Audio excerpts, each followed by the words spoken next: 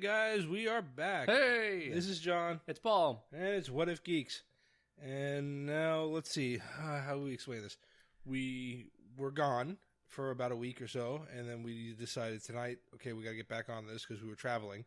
We started recording and did the whole intro about traveling, and then Told you all the travel stories and funny stuff. Yep, and then we ran long because we were gonna end that one with a review and discussion about the whole Captain Marvel stuff, but then we ran long enough to make one episode out of that, so we decided to cut that. So, But that's a good. You got to listen to that one because there's a good story about babies crying in airplanes and meat. yeah, So make sure you download and listen to that one. there's a phrase he never thought he'd say. Right. Not in the same sentence. So yeah, so you got to check that out. That's gonna come next week. So our triumphant return from missing a week is actually gonna come after this because we have a DeLorean somewhere in my garage. Right. So there you go. All right.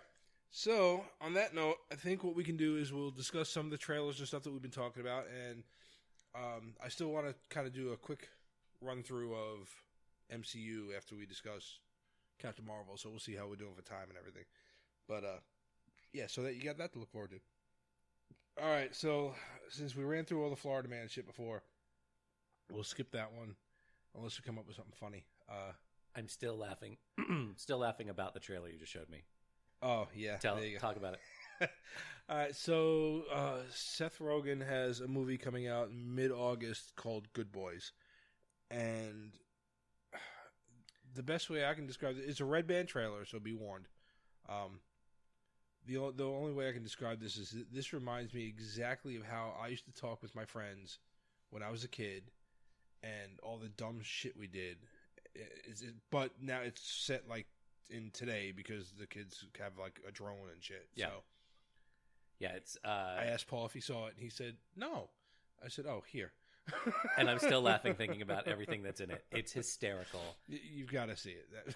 Yeah, go to YouTube and watch the Red Band trailer for Good Boys. I wish when it ended and I wiped the tears out of my eyes, I said this needs to start.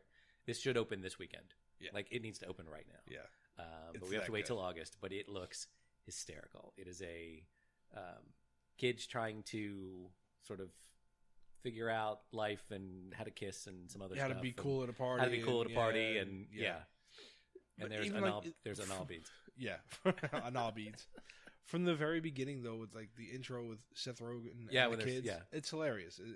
Just the way he plays on that whole stereotype of kids and cursing, whatever. It's great.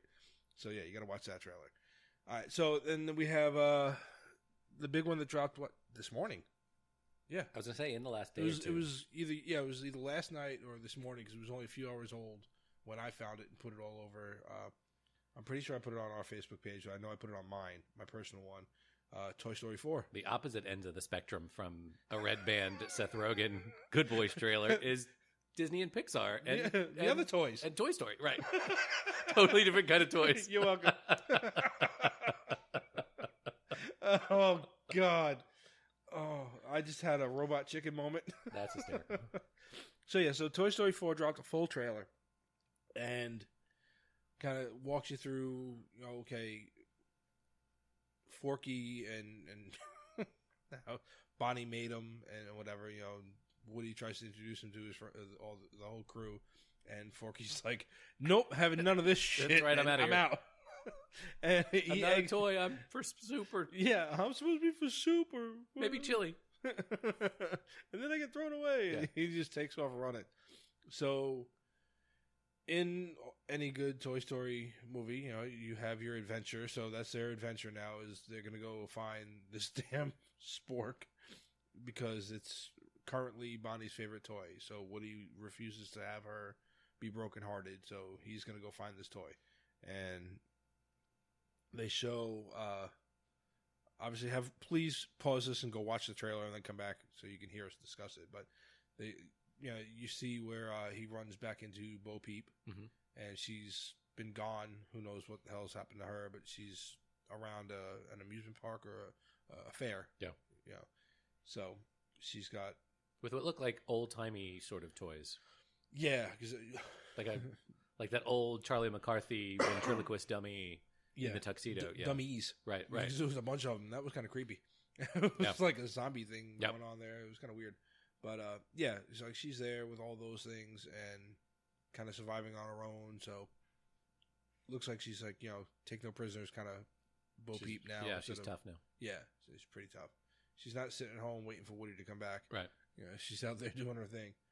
Then it's all about, I guess, the toys trying to help find Woody and Forky. Which that was, I think, one of the funniest lines out of that thing was the whole, and I only watched the trailer once, so I'm going to screw it up. So hopefully you guys have watched it and already laughed at it. But it was like, how you going to find the toy or whatever? And it's like, just jump out an open window. Right. And Buzz just leaps out the window. Yeah. I'm out. Yeah, it was what would Woody do? He'd jump out an open window, yeah. That was it, yeah. What would Woody do? He'd jump out an open window. Whoop. So they all go looking for Buzz and Forky, and that's those adventures. That's going to be good. Yeah. Who knows? I don't know how this one's going to end. I heard it's pretty rough, like we said before.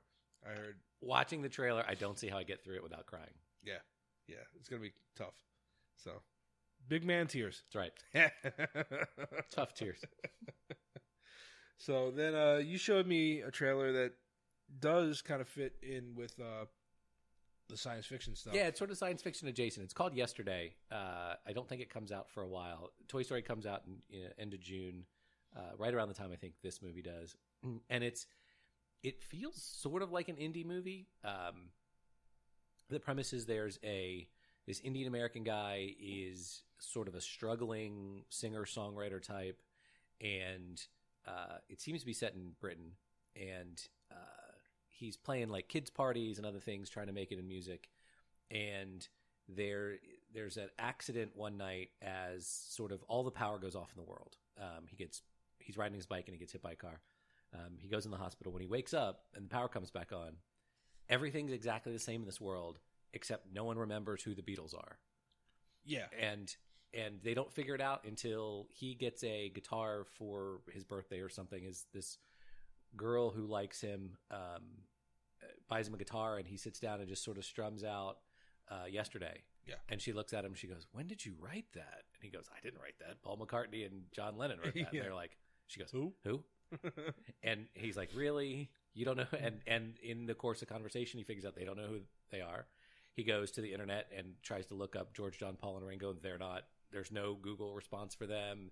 No one's heard of the Beatles. Yep. So he records all the Beatles songs and becomes famous, super famous, like the greatest pop star. And then, all this sort of craziness stuff happens around him. But yeah, it looks really good. Yeah. It looks like it's going to be a nice romantic comedy revolving around science fiction kind of. It looks good. Science fiction adjacent, but with an amazing soundtrack of all Beatles songs. Yeah. So it's going to be cool. Yeah. So I'm looking forward to that one.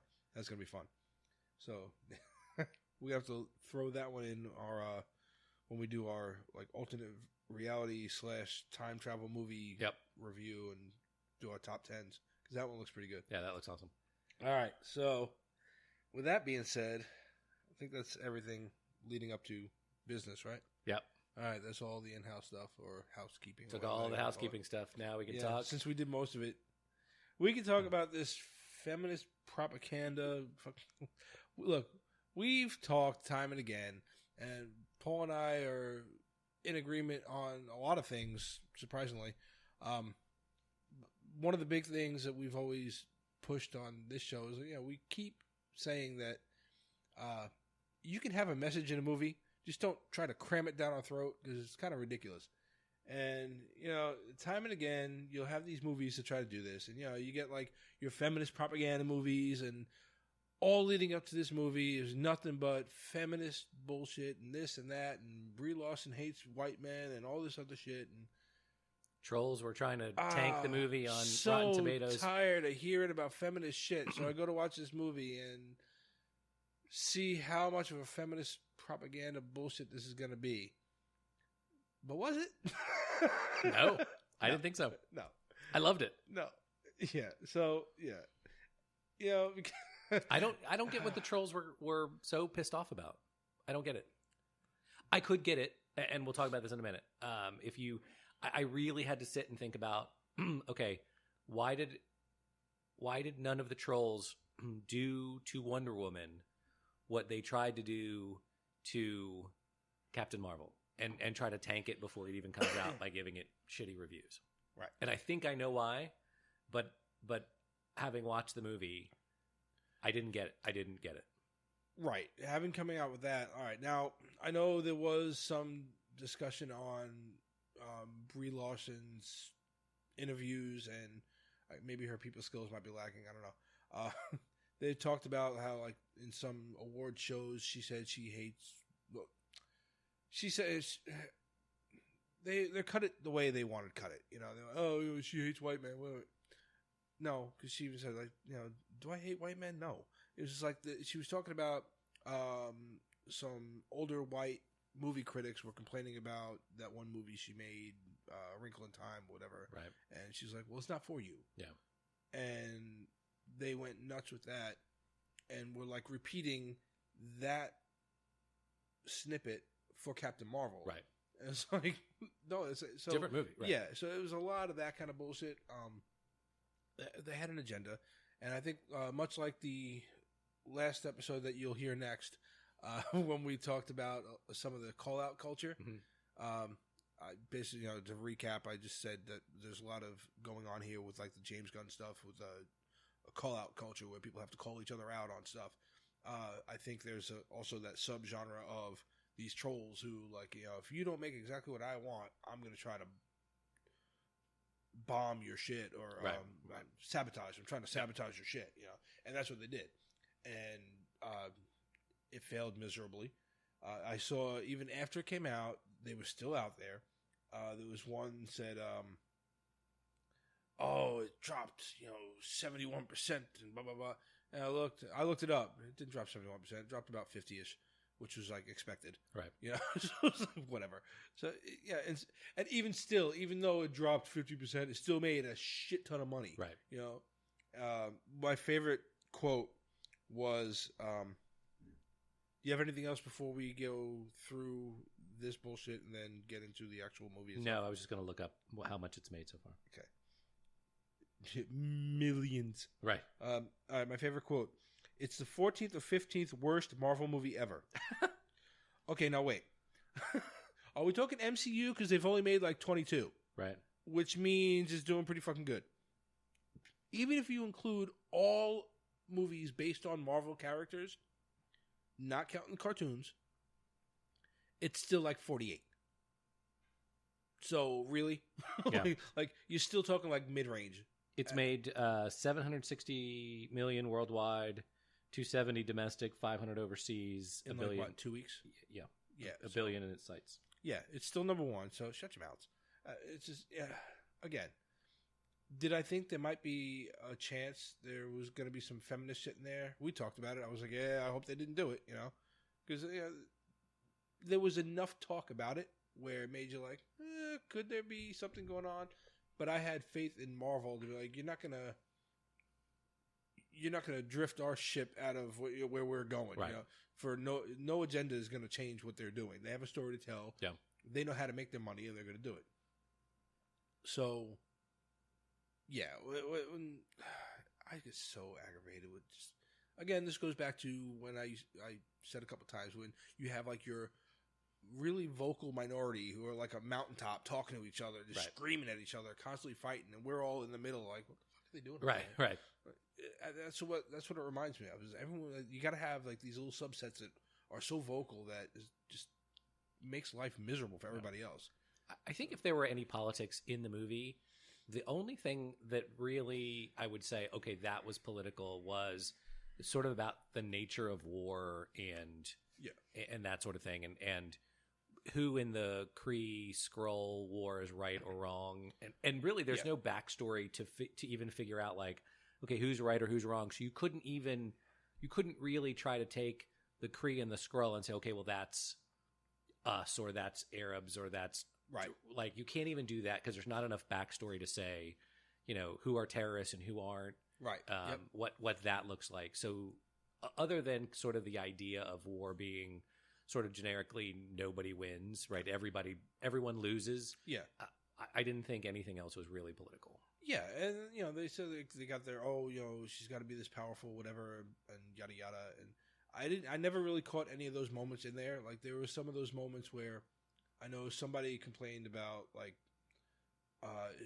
when she and Maria Rambeau are in the military, and the one dude, spoiler alert, he tells her there's a reason it's called a cockpit. I know somebody online had complained about like, oh really, that was kind of like right on the nose to to give her something to to stand on or whatever, and I was like, well, my wife and I spent 20 years in the military each, and yeah, it's kind of how it was back then. In the 90s, which the movie is set in the 90s, I can very much see a male fighter pilot telling a female fighter pilot, this is how it is. Yeah. And it was. Right. And that's how it was. I mean, I was there. So they weren't lying. It's not, it was a movie about a female effing superhero. So, of course, right. Just the dumb shit. Why are people so threatened by that? Like, I don't understand. We've had Wonder Woman, we've had other female superheroes. Yeah. I don't understand why you're threatened. Yeah, I have no idea by some of that stuff. But you know what? As dopey as I am sometimes, I don't understand stupidity. So, and I think 16 and a half to 17 minutes is enough time spent on that shit. So there you go. To the trolls, kiss my ass. Yeah. You didn't ruin the movie. Calm yourself. Let them make the movies, and just go enjoy a movie for God's sake. Yeah. And then on the side note, with everybody else who actually does make the movies that these people are complaining about, you don't have to shove an agenda down everybody's throat. You can have a message. And, this was a good message. It was look at this woman picking herself up every time she's knocked down, and being true to herself. It was fine. And the fact that I got to come and defend stuff like that against people is just ridiculous to me. I get sick and tired of it. So there you go. Yeah. So now, I think the idea of that she would have to be rescued by someone, especially a guy. Like, we don't have to make those movies anymore. Like, it's fine for women to be the hero. It's all good. Yeah. In fact, one of my favorite parts of Ralph Breaks the Internet. You finally saw that, right? Yes. Yeah. Was the whole thing they did with the Disney princesses, where they're like, girls, look, a big, strong man in need of saving. Yeah. And they all had a part in it. Yep. It was so perfect. I mean, it was like... It's great. I don't know. Like, when you there are scenes in movies where you see when you're just like, there is no way you could have made that better. That scene in Ralph Breaks the Internet is perfect. Yeah. That one and the one when she first meets them is like, everything they did with the princesses was spot when the on. princesses all are in casual clothes and all their shirts are like something to do with their movie. Nap Queen, Sleeping Beauty. Hashtag shiny. Yeah. Oh yeah. They were great. Pocahontas' hair is constantly blowing no matter where she is, even indoors. Yeah. It's great. And Merida from Brave is in like flannel, and then you can't understand her. Yeah, and then when she talks, what'd she say? We don't know. We don't know. She's from the other studio. We don't understand what it was so great. It was perfect. So then we sidestepped over to another Disney Pixar movie. I thought Captain Marvel was really well done. I obviously set it in the 90s. The soundtrack was great. And I think we talked about this when we were watching previews and trailers. Jude Law turns out to be sort of the bad guy. Yeah. Spoiler alert. Sorry if you haven't seen it. I think we already spoiled it. All right. Let's here we'll do. We did our brief overview of. We enjoyed the movie. It was good. Whatever. All right. Now from here on out, spoiler review. Holy shit! Spoiler alert for everything, because we're going to start talking about the MCU in general too. Yeah. Do you want to roll briefly through the MCU? So real quick, I think I was thinking about this in the shower where I do all my real deep thinking, and thinking about Captain Marvel and Wonder Woman, but not like that. Even though I was in the shower. Sorry, honey. But you were in the shower. You weren't getting your taxes done or whatever the hell that guy was doing. Right. I was not at Social Security. Yeah, there you go. Or being arrested for shoplifting. Yeah. Listen to the next week's episode. It'll make more sense. I think the only reason Foreshadowing. If you're the kind of person that needs your hero to be, your female hero to be slightly more quote unquote feminine, I think you would like Wonder Woman a little bit more than you'd like Captain Marvel, because in Wonder Woman, in Captain Marvel, there's no point at which she is dressed quote unquote, and I just did air quotes, even though none of you can see me, quote unquote feminine, right? She goes from Kree uniform to jeans to flight suit. She's got a Nine Inch Nails t-shirt. And a Nine Inch Nails t-shirt. You know what? I'm good with that. And a flannel shirt. I was happy. Brought me back to my youth. Like, hell yeah, girl. And then back to her Kree sort of battle uniform. Wonder Woman fights kind of in a skirt on an island of Amazons. Yeah, but then you see her out. No, not really in Wonder Woman. Yeah, no, it was Justice League. Never mind. Yeah. And so you know, there's no love interest in Captain Marvel for her. Like she doesn't. Yeah. Right. Like no feelings for Jude Law, no feelings for Nick Fury. There's none of that. Right. It's just a very sort of straight up, like she didn't need anybody. They didn't do that sort of like, well, she's going to have feelings for one of her training officers or one of the other people. Like, right. It's not doing that. Right. Yeah. The quote unquote love lost, which Brie Larson even mentioned in an interview, that role falls on her old partner, Maria Rambeau, and her daughter, Monica. Right. It's just family or whatever that she's missing that she doesn't remember at the time, but, you know, it winds up, that's the part of her that she's got to get back kind of thing, you know. So, yeah. But yeah, that would be the only reason that you would, if you were so inclined to think, oh, I need I'm macho and I need my women heroes to still be sort of subservient and have feelings for a dude. Yeah. You'd get that in Wonder Woman. You didn't get that here. But it didn't, having gone through the movie, it didn't lack anything. It didn't. No.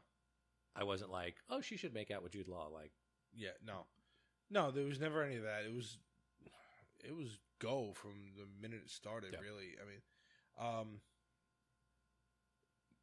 I think they did enough nods to stuff in the comics too. I know that Carol Danvers in the comics was not the same. Like they just rebooted her recently, and I think it was more because they were getting ready to do this too. But they've tried with this character a couple of times. The one we grew up with was Miss Marvel, and she was the one that got attacked by Rogue, and that's how Rogue wound up with her powers and whatever and all her problems because she absorbed almost all of her.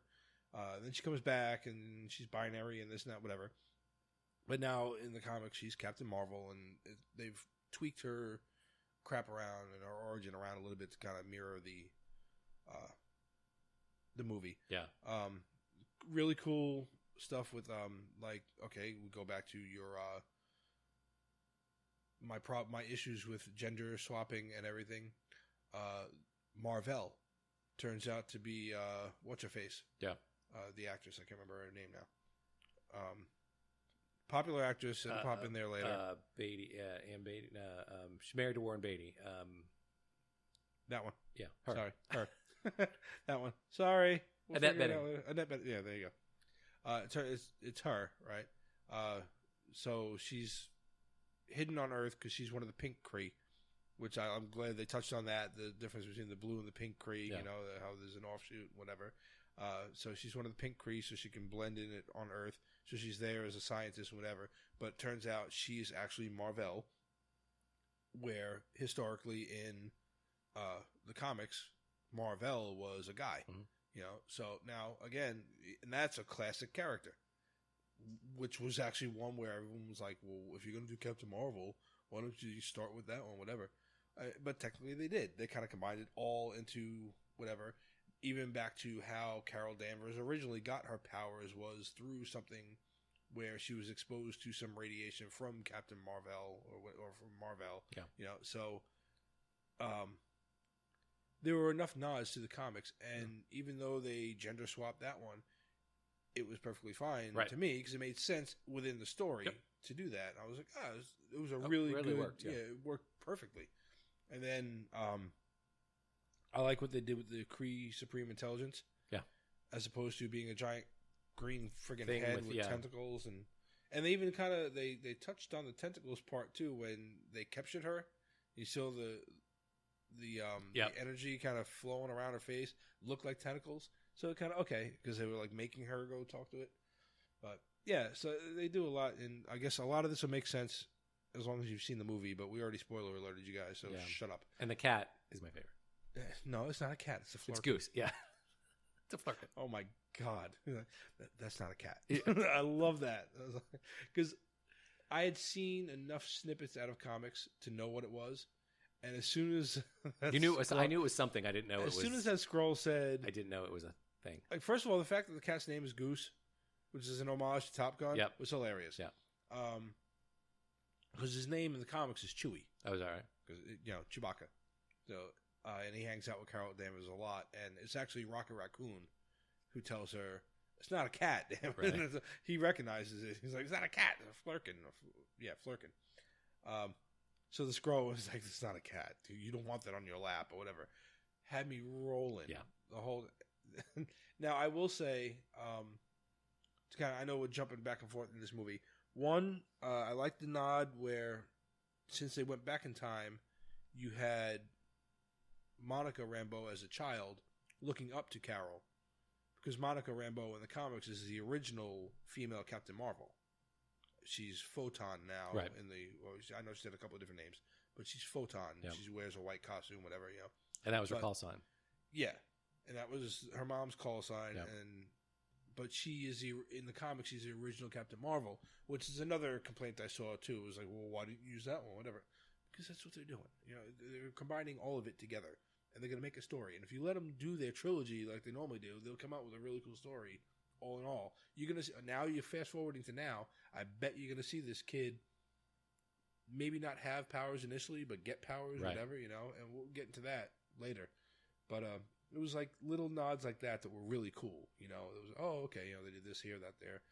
But the that cat. All right, so you see the Cosmic Cube again, right? The Tesseract. Yep. And that was really cool. It kind of pops up again, and it kind of explains where the hell it was. And I know there's a little bit of a back and forth because it disappeared with Captain America, and then all of a sudden it popped up again in Avengers when Nick Fury had it. Right, that was like the next time you see it. Yep. And it was like, oh, okay, well they just dug it up. Nope, Marvel got it, and then so there's a whole thing there, which is cool, which makes sense, which is how Danvers gets her powers, and then just that scene where that was when I was like, oh, here it comes. When she's got it in the lunchbox, and she's like, here to Fury, and she says, take it, because she wants to go distract the guys, and he's like, I'm not touching that thing. I was like, uh-oh, and he's got the cat in his hands. He's got Goose in his hands, and the tentacles come out of the mouth, and he's grabbed this thing. Noah was on the other side of Heather from me, and all I heard was him go, what? And bust out laughing. This kid giggled like the rest of the movie. Like every time that Flurkin opened his mouth, and he does it like 3 times in the movie. This kid was crying laughing. I was too. It hit him right in the funny bone. It was perfect.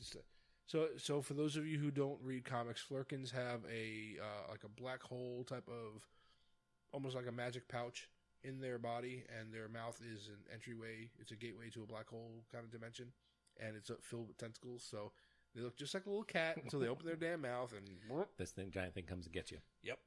So yeah, every little thing they did there was really cool. Like they had good story. Good. Heather was shocked how and I was too when I thought about it later. Like how I didn't even blink at young Nick Fury. Like it just looked natural. Yep. She was like, it's amazing how young he looks. I was like, yeah. And they did a really good job. Even with Coulson, they did a good job. Yeah. But Fury, he's in almost like the whole damn movie. It's not like those other ones that they've been doing where they do like a snippet of it. Right. Like they did Kurt Russell. When they did the young Kurt Russell in Guardians 2. Yep. It was a brief little, you see a snippet of him like in the car or whatever. You don't see a lot of it. They've come a long way, baby. Yeah. So, yeah. So, go ahead. What do you think? Some more. Yeah, no, I thought all of it was great. I loved the ending where she faces off Ronan the accuser, right, and blows up the bombs and whatever, and then the end, like sort of post credit scene where they're looking at the pager, and it stops. Yeah, it just stops. Like, well, make it do it again. And they just turn around. She's there. Yeah, like oh, nice. Yeah, because I know she can phase in and out of places, so she just pops up. That's got to be unnerving. Yeah, that's probably where they're gonna fight real quick. And I was like, she's gonna kick their ass. Let's start Endgame right now. Yeah. Oh yeah. Oh, I was ready. So all right. So yeah. So there you go. So there was our overall take on Captain Marvel. The trolls sucked monkey nuts, and the movie was great. We enjoyed it. It really sets up Endgame. Mm-hmm. I mean, you didn't need much to set up Endgame anyway, because Infinity War did that. In fact, you didn't need any trailers for Endgame. Oh, speaking of trailers, another one dropped. You saw that one, right? Is that the one with Ronan? Hawkeye as Ronan? Or is this a new one? This is a new one. Okay. It kind of touches on some of the past. Oh, you ever seen it? Yeah, I've seen it. Okay, well, like they show Tony's like, it seems like 1,000 years since I've been Iron Man. Yep. All right, Here come comes on. Noah. Here he comes for his good night. This time I'm actually going to bed. Okay, yeah. Say good night. Good night. All right, love you. Good night, Noah. Yeah, he came in while we were paused earlier to say goodnight, but then he had to go to the bathroom. So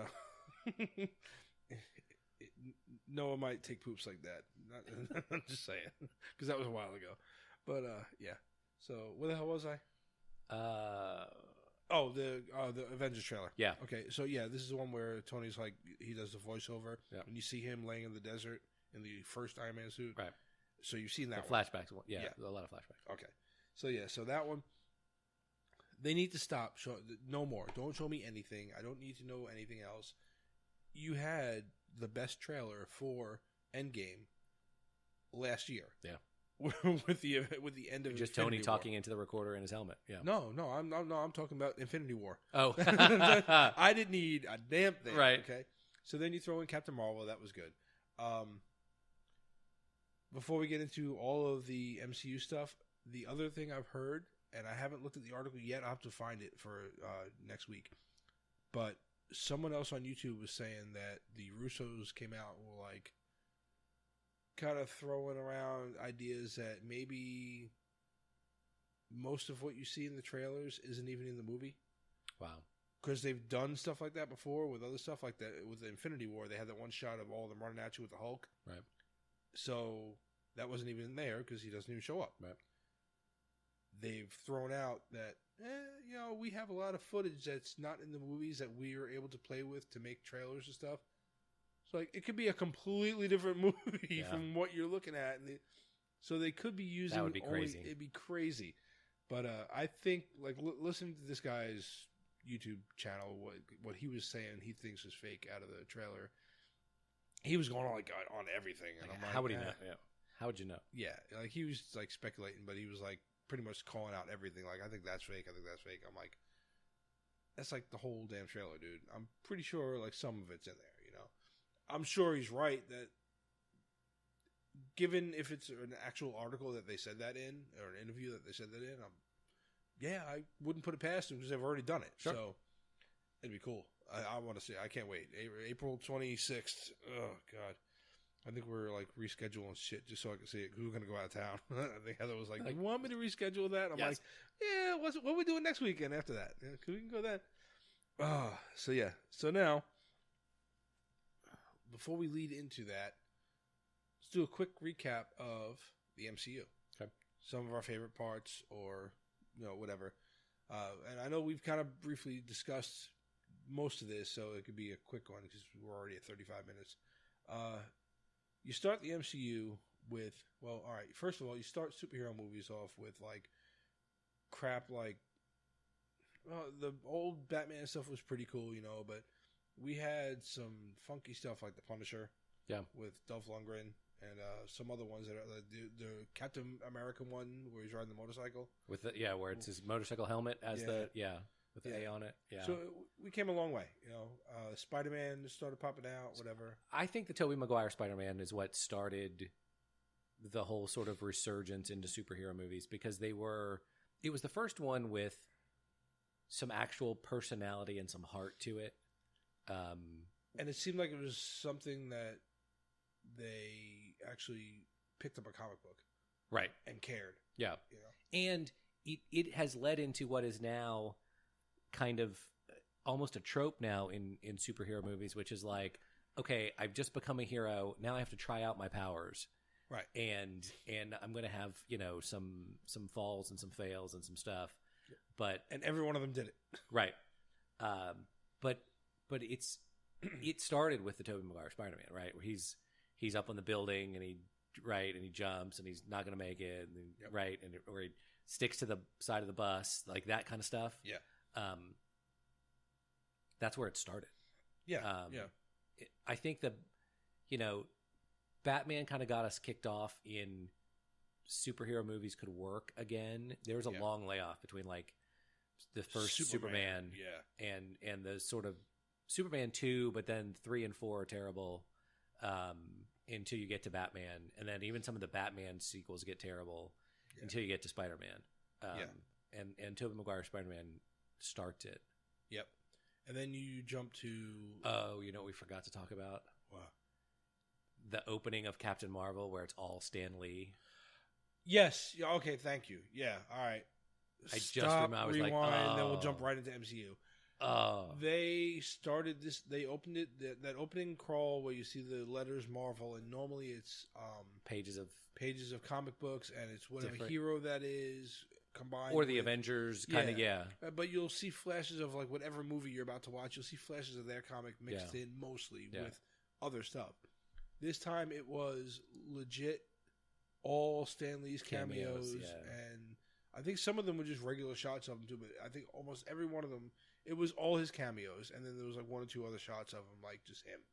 And like I was like, my wife was like, I heard her go, oh, like just like it was a sigh, like, oh wow, I did that too. It really hit. And then they did like the quick little, in memoriam or whatever they said, thank you, Stan, and they gave his years. So that really hit. I hope at least through like Phase 4, all the way through Phase 4, that's how they open it. Yeah, leave it just like that. It's perfect. It's a tribute. Yep. I don't think outside of... I think maybe he filmed one for Endgame. I was going to ask, okay, which ones do you think he... Like, what else is... I heard what else is shooting? Well, I heard rumor that Captain Marvel was his last one. Right. And I hope it's not. But I think even after that, they'll want to find a way to put him in there somewhere, like a picture or whatever, They'll do something, maybe some extra footage or whatever, or rework some footage. With the way they do stuff nowadays, like I said, making Samuel L. Jackson look like he's friggin' 30 again, right? For a whole 2.5 hours. But it was a really cool tribute, and I hope they keep it. It was really cool. Yeah. So I think, I don't know, they might have done one for Endgame, and maybe like Spider-Man is coming out in June. Maybe they did one there. I hope. Because I never want to stop seeing Stan Lee cameos. I agree. That was great. Yeah. All right. So now moving on, we jump into the MCU now. So we covered the other stuff that came before it. You start unbeknownst to anybody else, you start a franchise of a combined universe with Iron Man. All right. So you get Iron Man, you get, Robert Downey Jr. The minute they said Robert Downey Jr., I was like, that's interesting, because I made my mental joke of, Demon in a Bottle, and, it's Robert Downey Jr., okay. Never, to the point of they changed the comic Tony Stark to be more like the movie Tony Stark. Because Stan Lee first wrote him to be kind of like an abrasive asshole-ish kind of guy. Yep. But, so, I'm Tony Stark. I can do whatever, whatever. In the comics, in the 80s comics, he's got a full-blown... Tony Stark is a full-blown alcoholic. Yeah. Yeah. Yeah, that's the whole Like- demon in the bottle storyline. Right. Like he has to give the suit over to Rhodey. Yep. But yeah, so they work on all that, and he does such an amazing job with this movie that, like I said, they changed the comic around a little bit. And even that when you see him like in cartoons and shit now, it's more like the Robert Downey It's Jr. essentially version. animating Robert Downey Jr. Yeah. And just like the little ticks and stuff, him talking to the robots and stuff in his office and whatever. And just little things, the way he talks is just perfect. So that kicks off a whole slew of movies that every time, they came out, like I've said before, I was like, how the hell are they going to make this movie? Captain America, they were like, oh, we're making it back to World War II. I'm like, yeah, that can work. Yeah, I guess, I didn't know how many people were going to watch it. I was like, oh, it came out really good. And then do Thor. I'm like, there's no way anyone's going to go watch this movie. That one makes millions. Yeah. And they do the whole, like, they even tied in the Hulk with the second one with Edward Norton. Right. They tied that one in because they put Tony at the end of it, so they make that, okay, that's canon. Yeah. Then you go into the Avengers. And when they first, like, that was like that moment where I was like, wow, this is something that you never thought you were going to see. And they announced it, and I was like, there's no way somebody could pull this off, right? And not only do they do it, but they give you those shots, like that iconic New York street shot of when it pans around them when they're all getting ready to wreak havoc on the Tatari. Yep. It's amazing, It's just like they have so many cool shots in these movies that just blow your mind. And they pull off this ensemble cast, right? And then it just blows up from there. Oh, God. Well, and it's one thing for a Kevin Feige to sort of get some paper and go, okay, here's what we're going to do. Yeah. First, we're going to introduce, there's going to be 3 Iron Mans. There's going to be 3 Captain Americas. There's going to be a Hulk and and 2 Thors. And then we're going to weave them in like this, and we'll sort of put this story of these sort of power stones through the whole thing so that 9 movies later we can get to where we want to be. It's fine to do that, but in Hollywood in the 21st century, you don't get to make 10 movies the way you want to make them, and have them all turn out to be really good movies, where you don't stumble and blow the whole thing because movie 4 sucked and you don't get back from it. Right. Yeah, and even because or that you have or you have you have contract issues with the actors playing Tony Stark, Steve Rogers, right, Thor, Banner, Scarlet Witch, any of them, and Scarlet leading into it, Black Widow. You don't have contract issues. You don't have to replace anybody. There's no stories of drama on the sets, the stuff that make these other movies disasters, reshoots, bad directors, whatever. Like none of that happened. Yeah. Like, and when you led into these, not that most of these were no-name actors. I mean, everybody knew who Robert Downey Jr. was just because you couldn't have been alive when we were younger without not knowing who he was. Right. So, but you knew what problems he had. So you led into that stuff. You're like, what the hell are they doing? And then you get like I didn't know who Chris Hemsworth was. Right. Even Chris Evans, I don't think I knew who the hell he was. I'd seen their faces here and there. Like, I think I might have known who Scarlett Johansson was, but I've seen her. Oh, I knew who Scarlett Johansson. Yeah. I'm pretty sure I had seen her here and there, but now I know who she is. She's on my list. My wife can't get mad at me. She's on my list. Heather's got The Rock and Jeffrey Dean Morgan, whatever. I got Scarlett Johansson, Jennifer Aniston, like Wilder. I don't know. But yeah, she's on my list. That's a beautiful woman right there. So you get they start to grow, but now after you hit the Avengers, now you're talking. These are all straight up A-list done. You're done. Yep. And then to your point, for a studio to maintain from that point and go through with not only those actors and making sequels to their movies and another Avengers movie without having... There was some talk here and there where Rob Downey Jr. was like, I'm going to walk. But then when you actually read the articles, it was like, I'm going to walk unless everybody here is getting this salary, Right. you know, because I'm getting this, so they should be getting this, you know. So he was going to walk until they paid everybody else, you know, something good, you know. So he was doing it for a reason, you know. Outside of that, to be able to maintain that, plus throw in stuff like Guardians of the Galaxy, Right. which I never thought was going to work ever in a million years, ever. And it's one of my favorite movies ever. And that was another one with, I knew Zoe Saldana. Zoe Saldana. I knew Chris Pratt, but From he was the fat guy on Parks and Rec. right? And then he got in incredible shape. I'm like, son of a bitch. Yeah. Okay, I need a workout plan. But okay, so like I knew Bradley Cooper and Vin Diesel. They were just voices, and then Dave Bautista. Yeah, I knew who he was, but As a wrestler, I'm right. I'm a wrestling fan. Like, what the hell is he doing out there? Phenomenal friggin' movie. So not only do they maintain all these A-listers that they've already built, but they start incorporating all this other shit too. And they're doing really sort of obscure comics, making them be these very successful movies. They're taking Guardians of the Galaxy, which originally was, you know, like Vance Astro and Charlie 27, like really sort of unknown characters. Yeah. And then you sort of redo them and bring in, you know, Starman and whatever. But then you take Star-Lord, man. What did I say? Starman? Star-Man, Star-Lord, yeah. sorry. I literally just quoted the movie to you. You do a Doctor Strange. Yeah. You do a Black Panther. Yeah. You're doing these other movies that are not well-known comics. Yeah. And making them all fit. Right. In what? Really? Really?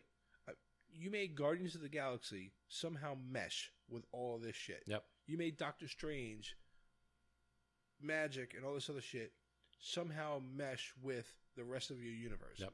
Then you wind up smoking a peace pipe with Sony, and you bring in Spider-Man. Yeah. Shut the hell up. And you made an Ant-Man and a Wasp. Yeah, you made Ant-Man, okay? And you made Ant-Man cool. Right. Get the hell out of here. Yeah. Yeah. So it's like, the sun cannot set on this empire, Right. you know? When they... So I guess, you know, that leads you into, like, your... like. I know some of them that people had complaints about, like, you know, the second Thor of the Dark World, whatever. Yeah. But, I mean, I liked it. It was, you know, it wasn't horrible, you know?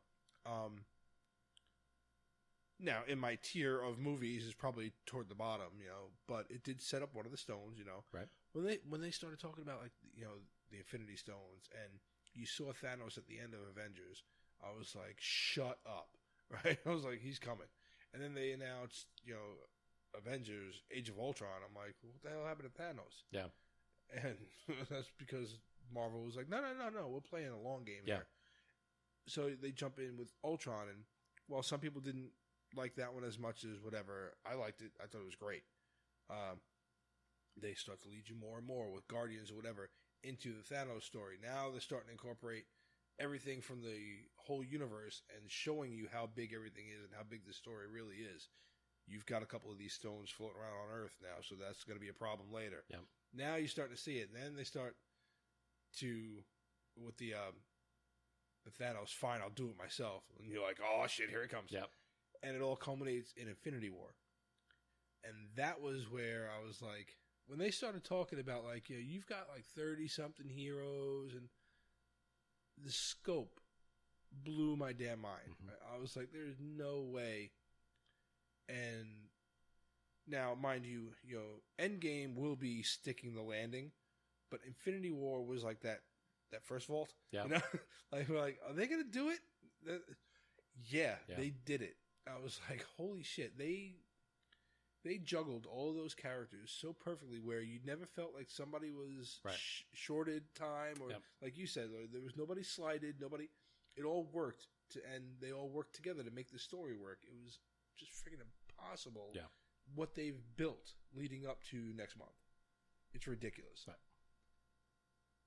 Now. Now all they can do is...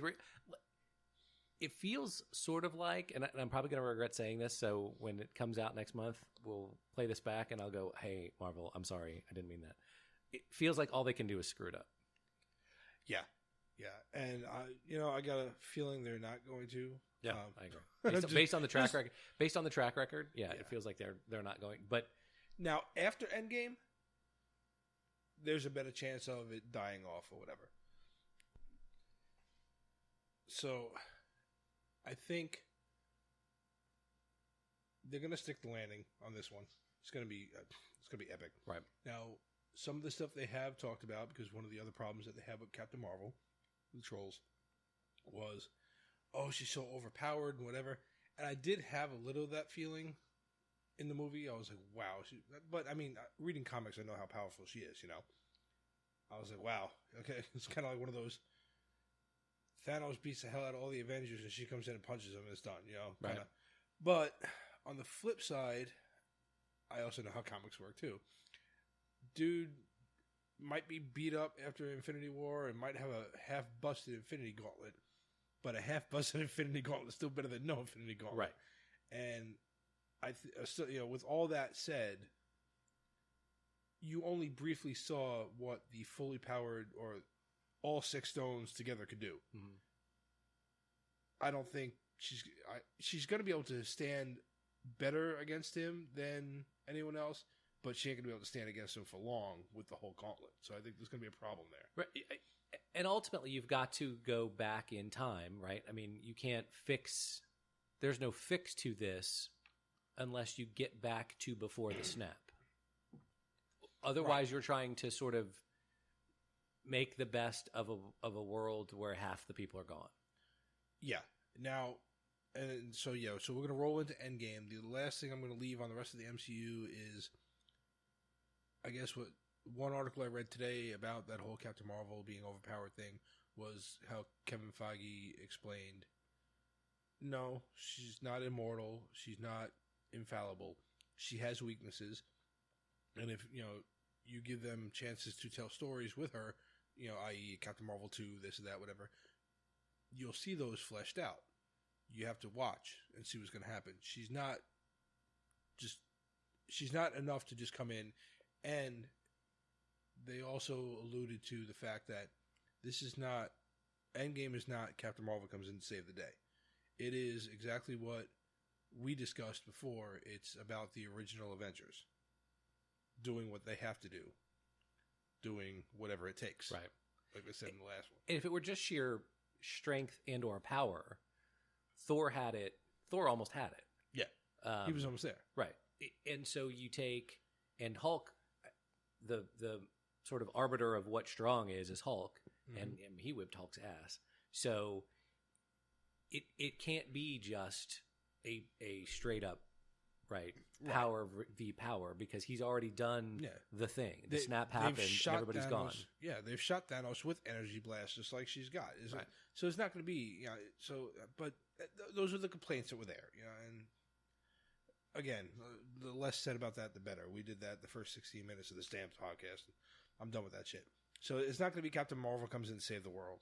I did like, however, going back to that, where that one part where they were like, well, you're Captain Marvel. And she's like, Marvel.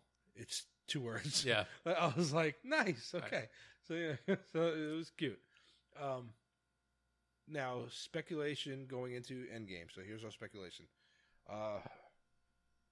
After seeing the 3 trailers, and I really hope that maybe 2 scenes out of that whole thing is what's really in there. It'd be great. If they troll us like that, I'll be happy. Like we said, I know it's going to be about the original Avengers. We've talked about that before. It's going to be the original Avengers coming back doing whatever it takes. Now, what are you going to see in this movie? What do you think you're going to see? So it has to be time travel in some regard.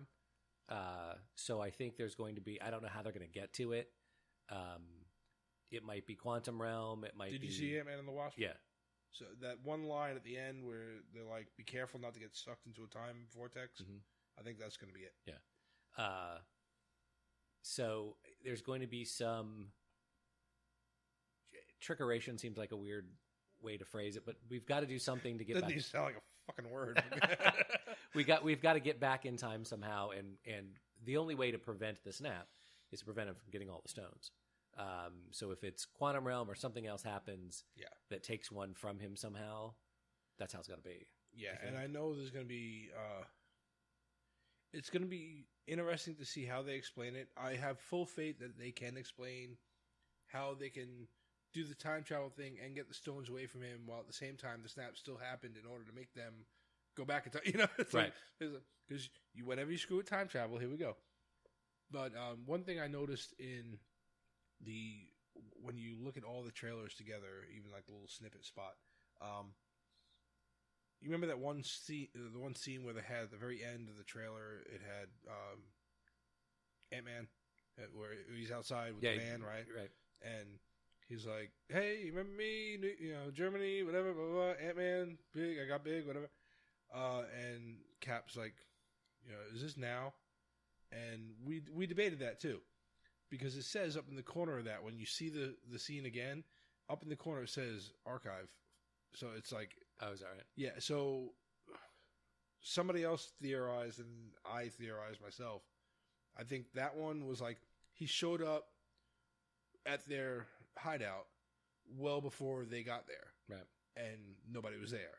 So they're looking at like old security footage and like, what the hell is this? You know, I think that's him bouncing through time in the quantum realm, because there is that one scene also where it shows him maybe in front of his house or someone's house, and there's all the missing posters. So after the decimation, you know, so there's all that. So he's looking, you know. So I think there's going to be like him bouncing around for a little while, because then you do also see him in still shots with, and we talked about that too, with Cap and during the fight of New York, right?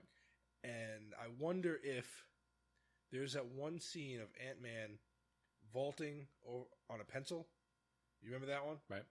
I wonder if because that's like everything's blowing up around him, whatever. So obviously, he's tiny because he's vaulting on a pencil, but he's in what looks like an office type of area. I wonder if that's New York while the Chitauri are attacking, and like he's running through, and he meets up with Cap and what. That I think that might be one of the scenes that's really in there, right? And I think that might be New York.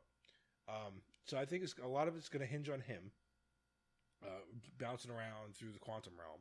That's what those suits are too. At the end, when you see them all walking, and they got this final trailer showed the suits. Yeah, that's because the toys leaked and showed like Thor and whoever in them. So they finally said, "All right, fuck it, we'll throw in a trailer." Those are very reminiscent of Hank Pym's quantum realm suit when he went. Right. So I think it's the same technology. So they're going to go through the quantum realm to try to go back in time and reverse it. I've heard rumors all over the internet, and I don't know how they'd possibly do this or why, except for maybe just, okay, he lives there, that they're going to introduce the Black Knight. Really? And he's going to be like in the quantum realm. Right. I don't know why you would do that, because you have so much going on already. So I think that one's wrong, but that is all over the internet. I've seen multiple YouTube things. Yeah, multiple YouTube things on it. Even where like they took a free shot of one of the Ant-Man and the Wasp running around in the quantum realm. Some scene in there where it looks like a building, like a bunch of buildings that almost look like a castle, and they're like, you know, Black Knight lives there or whatever. I'm like, if you look at it like this, it looks like a castle. Yeah. They went to White Castle. In the background is the restaurant White Castle, and the Black Knight lives in a White Castle. Yeah, everyone's Obi-Wan it, from a certain point of view, right? Yeah. So it'd be cool to see another character pop in there, but you got so much going on right now that it's like you don't need it. You know, they still talk about Adam Warlock possibly jumping in there because he's such a big thing with the Infinity Gauntlet. But you haven't set him up yet. Right. Like, the only setup he's had was in Guardians 2 when she's like, I shall call him Adam. All right, cool. Where the hell is he? You can't just drop him in the middle of Endgame and be like, oh, it's Adam Warlock. He's going to be set up in Guardians 3. So he'll be... Now, I've heard that they're going to set up Infinity Watch and that kind of stuff like later. Right. Which makes sense. Because after this, you got to do something with these stones. Yeah, I think a lot of it's going to have to do with the quantum realm. I still got my money on Cap and Tony both dying. I can see where they do it, where they don't. Yeah. You know? Tony could be advisory role to Peter and whoever else. You know, he makes all the tech. Just like he said in the one where they're like, you know, hey, boss. And he's like, no. He points to Cap. That's the boss. Yeah. You know, he leads. I just provide all the tech and the money and the backing. Whatever the hell he said. It was funny as hell. Yeah, I don't think either one of them are going to make it out of there, though. I don't think they both make it out. So maybe not. But maybe they don't both die, but they both don't come out. Okay. My bet is the two of them are going to go together because it's built up to they have to make amends. Right. You know, and I think that's how it's going to. I don't think it's going to take the whole movie for them because obviously they're together, working together at some point. But I think they're going to essentially, you know, bury everything together by fighting Thanos to the death or whatever. I'd like to see Nebula get a hold of the gauntlet just to make a nod to the old Infinity Gauntlet storyline. That would be funny because then they got to go after her. Yeah. And obviously, I know I've seen the shots of it already, or the promo art. You getting Professor Hulk? Oh, you think? Yeah. They're gonna mind meld and because it's perfect because they worked it out enough with how he grows in Thor Ragnarok and whatever to Infinity War where he's just hiding and everyone was like, oh, he got his ass whooped, so he's hiding like a kid. And it was like more than that though. Like when I was looking at it, reading up on whatever, it seemed like Hulk is just tired of them using him. You know, he's like, no, I'm not doing this no more. So that's why, like when Bruce says, "We got a lot to work out, buddy." Yeah, you know, I think that's what they're going to work out, and somehow they meld together like they do in the comics, and he becomes Professor Hulk because the still shots of him it's the closest to Mark Ruffalo, right?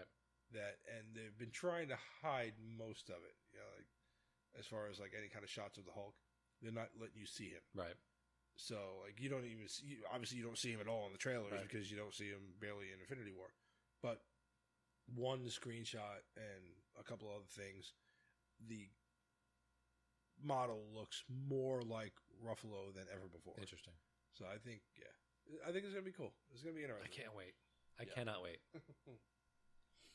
Then after that, where we at? We're at Willie. All right, this is like an hour. All right, so after that, then you have Spider-Man coming out in June, so we can touch on that again later. I think we should end it on Endgame. Yep, Endgame should be the Endgame. Like it. So all right, so everyone, let us know what you guys think of Captain Marvel. If you've seen it, if you haven't, I don't know why the hell you're still here. Right. But yeah, let us know what you think of Captain Marvel. What you think we might have gotten wrong about what we're going to see in Endgame. And give us your theories on what you think we're going to see, how you think they're going to get this done. What are you looking forward to after Endgame? Yeah, now that they've tomorrow morning they do the official announcement of Disney and Fox. That's going to be, it starts tomorrow like at noon or some crap like that. So what are we going to see coming forward? You got X-Men and whatever else coming up. What are they going to do? Are we going to see any of those characters at all? Are they going to suddenly cut something real fast for the end of April? Or did they already do it and just wait? Right. Because they knew it was coming. Who knows? So Hit us up. Hit us up. whatifgeeks@gmail.com and Facebook and Instagram, Twitter, whatever. Let us know what you guys think, and we'll see you on the flip side. All right. See